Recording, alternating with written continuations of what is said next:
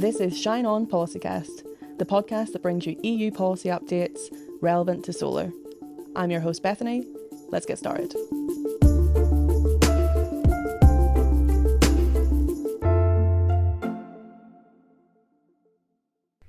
Welcome back to Shine On Policycast election season. Today we're joined by Thomas, our R&I manager here at SolarPower Europe. So welcome, Thomas. Thanks for joining. Thank you, Bethany. For those not watching but listening, I'm holding up our wonderful Solar For Europe Manifesto. You can find that on the SolarPower Europe website. But the EU elections are drawing closer, where it's at this point, a month or so away. And as we're getting closer, politicians are focusing on issues critical to Europe's economic future and energy security. And in our manifesto, we cover everything that they need to think about from our perspective as they prepare for their elections. But what role does research and innovation have to play in the whole story? Let's get into it today. And before we get started on the questions, this season Policycast, we're inviting our guests to bring on a prop, and then I have to guess what they have to do with what we're about to talk about today. So I see Thomas has brought a prop, and I show it to the camera, describe it for the listeners at home, because... So, people on the camera might, if they're French especially, or Belgian, recognize it very quickly. Others might have a bit more challenges. So it's a little plastic figurine of a comic book character making coffee with a radiator. This character wears a green jumper, blue trousers, and espadrille. And those who know the character might already have recognized it's Gaston Lagaffe making coffee with his radiators, a very well-known comic book inventor, often, unfortunately, inventing very useless things. Well, then I can make a good stab at how that connects to what we're going to talk about, because presumably we want to invent useful things, so less making coffee from radiators and more getting more solar energy from a solar panel. Yeah, I would say that's a good trend to follow. I think we might still want to emulate the free-thinking attitude of Gaston Lagaffe. Always a great inspiration to think out of the box and disrupt essentially the office where he works, and in our case, the European energy system. Thanks so much for bringing it into it. Not being French or Belgian, I've never seen this comic before, so I'm thrilled to see it in person. But then to kick off about why research and innovation is so important. Why is it relevant? How does it impact the energy transition? Why don't you tell us a little bit about that? Yeah, so I mean, essentially, when you look at the energy transition at kind of a high level, 20 years ago, it would have been very hard to conceive where we are today. And that's really to a large extent thanks to innovation. And it's probably truer than anywhere else in PV, where we have a very fast-paced technology. We essentially change the, let's say, dominating technology on the market almost every 5 years. Modules today are not the same at all than modules 10 years ago. That drove really the first wave of installation in Europe. So we have more efficient, more reliable, hopefully, more resource efficient as well, much cheaper modules. And this is to a large extent due to obviously industrialization and the sector growing, but innovation is really at the heart of it, bringing new solutions, new processes, and new technologies to really deliver ever higher targets and deployment rate that can never be captured by economic system modeling. So bigger, better, faster. That's the role of innovation. And stronger, obviously. And stronger. So how will the solar of tomorrow be different from today? What are we aiming for? Yeah, so today when you think PV, mostly you have the blue and silver kind of rectangle in mind, but more and more, thanks to innovation, we're able to have different colors of modules. And if you want to think a bit crazy for people with minimum physics notion, there's white modules that exist. Reflect. And yeah, so colors are going to be evolving, but also shape and applications. We already have quite a few applications of PV integrated in buildings, so becoming components of buildings like facades or even windows can have transparent PV in theory. No. It's not very mainstream so far, but it will happen. And then there's also integration of PV in other areas. We can make PV float on water in the sea, for instance, putting it between offshore wind turbines to have already an optimal use of electricity infrastructure, or even putting it on hydro reservoir lakes to prevent water loss, especially as we have a warmer climate. And then obviously there's more and more applications like using PV for agriculture. It's being used, for instance, in the border region to maintain the quality of the wine as a reaction to climate change, for instance. But you also have broader applications because it's a way to optimize agricultural land use and retain moisture in the land, for instance. And we also see some more, let's say, emerging application, but with a nice potential, and also that make very nice pictures like solar cars, solar planes potentially, etc., etc. So really, we're going to move from one single technology that you need to put somewhere and then connect to a grid to a much different approach to basically using solar to power equipment, devices, or different uses. Yeah, integrated in everything. The sky's the limit with the flexibility of solar. So then in Europe, what does that mean? I mean, what's the current landscape for solar R&I in Europe? How does that compare to the rest of the world? Yeah, so Europe has a very interesting landscape for research innovation because it's really one of the leading still areas for research, especially. So when we talk research innovation, we can somewhat distinguish between research, what's kind of really in the lab, white coats, experimenting and so on. And then innovation is more, how do you take this lab product and how do you put that on the market? And in Europe, we have this very, very good network of research institutes. We can obviously mention Fraunhofer. In France, CEA is also a very important one. EURAC in Italy, CNR. In Belgium, we have IMEC, TNO in the Netherlands, etc. So a lot of dedicated research institutes that have this role of trying to bridge research and innovation, very dynamic universities as well, and obviously a good funding program for research with Horizon Europe, etc., that creates a good emulation, and where we're still able to develop innovative technologies that today are still the most promising ones in PV, things like TOPCon, heterojunction. So essentially the PV techs of tomorrow, or even the rapidly growing PV techs of today, they hold to a degree, have some European research in them. Where the picture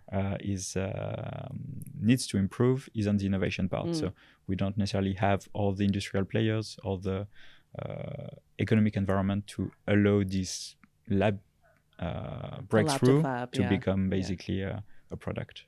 So then, I mean, that brings me nicely to my next question. If we look at the, moving into a new European mandate, new MEPs, what are some of the challenges and then the opportunities that these new policymakers and decision makers need to drill into to kind of monopolize on this industrial innovation and research base that we have already? Yeah, that's the big question. The big question. No, I mean, I think kind of the bottom line of it is, until now we've had this very fragmented approach to innovation, especially in PV, like throwing a bit of money on, making market studies to understand how you can transition from lab to market. But what we need is scale. That's really what PV needs now, because it's not anymore this niche, almost garage technology from 20, 30 years ago. It's really a huge major industry with gigantic factories at gigawatt scale. And that's the kind of things we need now to be able to be competitive in bringing new products, because we need to have the speed and to have the capacity to rapidly test them at large scale and to understand what works, or to operationalize things quickly. And that's what so far is missing, and what we are working on, and obviously what has been well identified also by the European institution, national authorities. Now we need to find the solution to crack the code, essentially.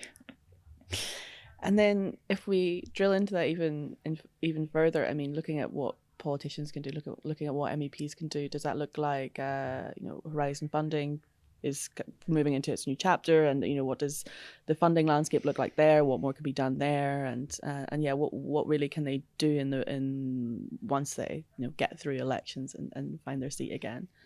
Yeah, so the European Parliament, it plays a very important role in shaping the Horizon framework. I mean, there's regular updates of the Horizon regulation, and the European Parliament really is a strong actor in shaping where the money goes, how much money might go into it.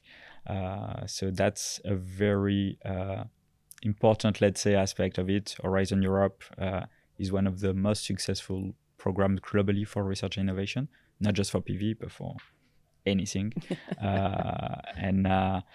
And there really the European Parliament can play a role in making sure first that we don't squeeze European research innovation budgets, and ideally that we expand them.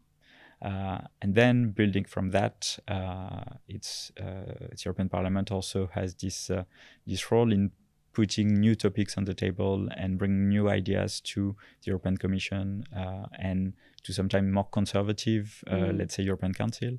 And this progressive force can be really good in, for instance, adapting the way we use existing programs, maybe twisting new programs to make sure that they are ready for tomorrow's challenge, and that notably includes having a robust and innovative PV sector across its value chain. I'm convinced. Obviously, being here and on Solar Policycast, that makes a lot of sense to me. And then I think when we talk to politicians, how do we convince them that R&I is really worth banking on? Is it jobs? Is it security? I mean, what's the sort of the pull factors there that you're levering? I mean, it's kind of everything. R&I is everything. So, I mean, really, when you look at research innovation, for instance, I mean, taking a lot of the challenges from PV, but first one being cost. I mean, now, obviously, PV is very competitive and affordable technology, but that's largely due to innovation, improving the amount of electricity you can produce with the same size solar panel, improving the amount of electricity you can produce with the same materials, and two very significant factors of improvement.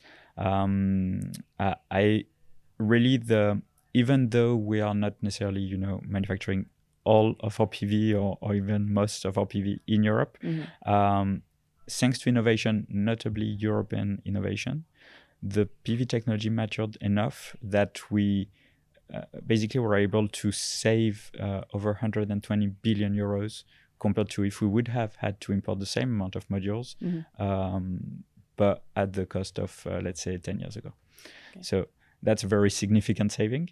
And that's a saving that's going to balloon essentially as we continue improving on performance, on cost, and as essentially the market grows as well, and we import ever more PV, and we need ever more of it to ensure the reliability of energy system.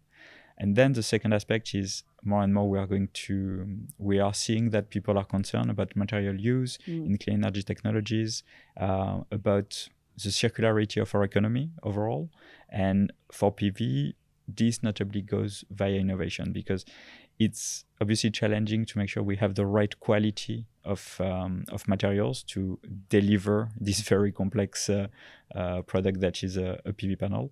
And with innovation, we can basically use waste from PV modules and essentially have usable materials down the line for making new ones and maybe even better ones than the previous ones. Okay, so I mean, if I'm a politician and I'm listening, then invest in R&I, because you'll save 120 billion in the solar you're going to use down the line, and then have better access to recycled materials, basically. Yeah. So then back to EU elections. They're coming up on the 6th to the 9th of June.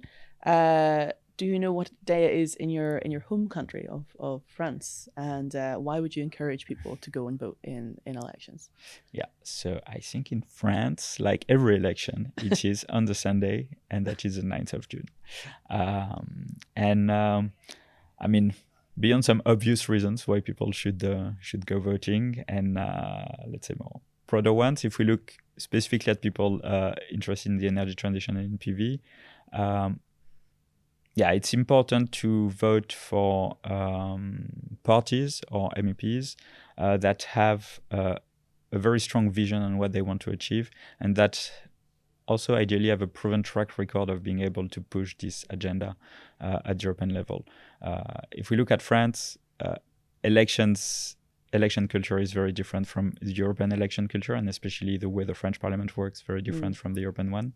And it's also good to understand that European Parliament requires compromise, and basically every step counts. So every MEP is going to have an impact on basically shaping the agenda, and you don't need to have the majority to change basically the way the EU is going to move, because there's a better representation of all the voices essentially. Yeah, great. So your vote always matters and your MEP always matters. So be there on the 9th of June in France casting your ballot. Thanks so much, Thomas, for joining us on Policycast, and hope to see you again. Thanks for listening to today's episode. This podcast is brought to you by SolarPower Europe. If you don't want to miss our next episode, make sure to subscribe and turn on notifications. Shine on.